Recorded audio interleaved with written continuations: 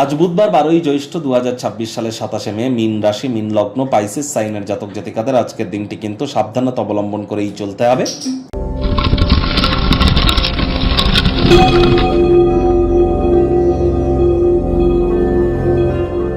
ভিডিওটির শুরুতেই সনাতনী ভাই বোনেদের জানাবো, আজ পদ্মিনী একাদশী। একাদশীর এই মহান ব্রত আপনারা পালন করুন। আর ইসলাম দরদি ভাই বোনেদের বলবো, আজ ঈদ উজ জোহা অর্থাৎ বকরি ঈদ, তার অগ্রিম হার্দিক শুভেচ্ছা ও অভিনন্দন রইল। ঈদ মোবারক। আশা করি হিন্দু এবং মুসলিম আজ দুটি সম্প্রদায়ের ক্ষেত্রেই গুরুত্বপূর্ণ দুটি আধ্যাত্মিক এবং ধার্মিক ক্রিয়াকলাপ আমরা পরিলক্ষিত করতে চলেছি। এটি সুস্থ সবল নাগরিক হিসাবে আমরা প্রত্যেককেই যথাযথ সম্মান অর্পণ করে আমরা নিজেদের ব্যক্তিগত স্তরের আধ্যাত্মিকতাকে বৃদ্ধি করবার চেষ্টায় রত থাকব।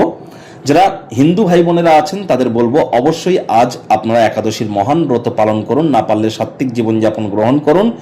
আর আপনারা স্ক্রিনে দেখতে পাচ্ছেন ওম নমো ভগবতে বাসুদেবায় নমঃ, এই মন্ত্রটি 108 বার জপ করতে ভুলবেন না।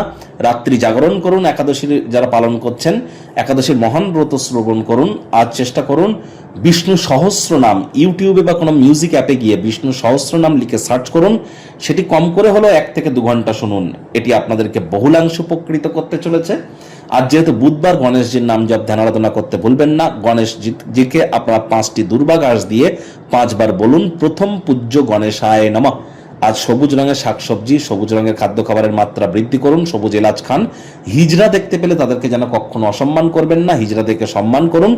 5 বছরের নিচে বয়স কোনো কন্যা সন্তানকে সবুজ রঙের কোনো ফ্রক বা সবুজ রঙের কোনো বস্ত্র সামগ্রী যদি আপনারা গিফট আকারে দিতে পারেন, তাহলে আপনার বিদ্যা, বুদ্ধি, বিজনেস এবং আপনার কমিউনিকেশন স্কিল কিন্তু এনহ্যান্সড হবে।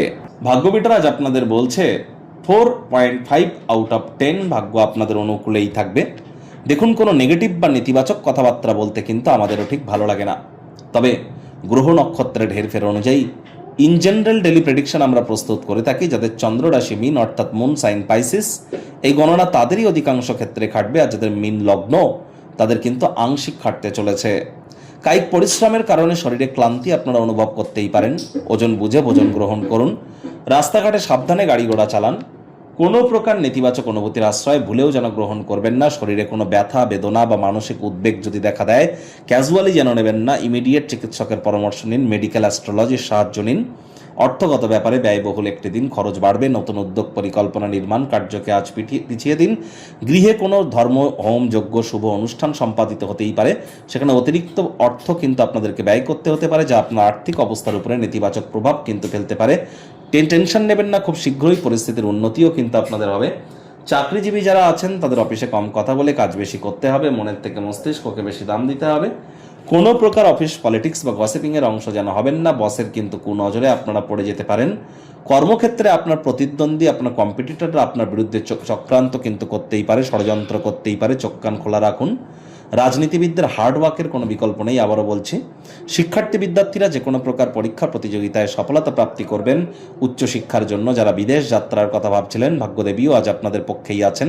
সন্তান সন্ততি থেকে থাকলে তারাও তাদের কৃতিত্বের দ্বারা আপনাদেরকে গর্বিতই অনুভব করাবে। হাউস ওয়াইফদের জন্য দিনটি এক প্রকার বেশ।